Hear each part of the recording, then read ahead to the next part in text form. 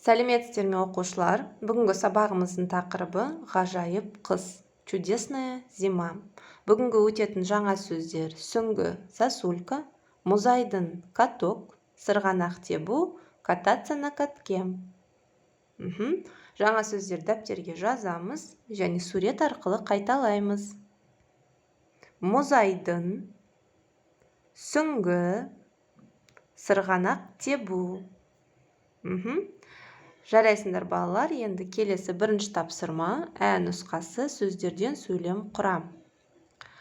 В этом задании в предложениях даны слова в разброс.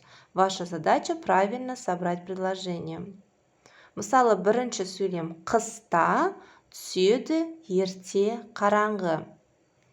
Правильно будет: қыста қараңғы ерте түседі. Ребята, вспомните порядок слов казахского языка, в котором глагол всегда стоит в конце предложения.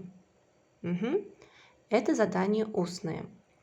Келесі есте сақта, яғни грамматика, сын есімнің күшейтпелі шырайы. Ребята, мы с вами продолжаем проходить превосходную степень прилагательных. Сегодня пройдем второй способ образования. Превосходная степень прилагательных в казахском языке еще образуется с помощью слов өте, аса, тым. То есть эти наречия переводятся как өте – очень, аса – наиболее, тым – слишком. Мысалы, өте әдемі, очень красивый. Аса қызық, наиболее интересный. Тым үлкен, слишком большой.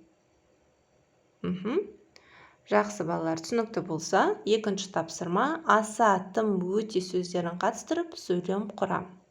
Используя слова аса, тым, өте, и используя вот эти слова в образце, вам нужно составить несколько предложений письменно и записать его в тетради. Жақсы, енді келесі үшінші тапсырма: сұрақтарға жауап айт. Следующее, третье задание устное. Вам нужно ответить на вопросы и голосовым сообщением отправить своему учителю. Бірінші сұрақ: қыста сен үшін не әдемі?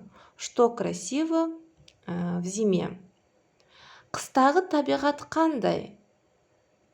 Какая природа зимой? Қыста қандай ойындар ойнайсыңдар? Какие игры вы играете зимой? Қыста болатын спорттық жарыстарды ата. Назови зимние спортивные соревнования. Қысты не үшін ұнатасың? Чем тебе нравится зима? Қыс мезгілі болмағанын қалайсың ба? Хочешь ли ты, чтобы не было зимы?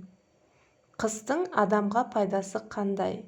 Какая польза от зимы? Чтобы ответить на данные вопросы, вам нужно вместо выделенного подчеркнутого слова поставить ответ. Таким образом, вы правильно ответите на вопросы. Балалар, енді сабағымыз аяқталды. Сау болыңыз.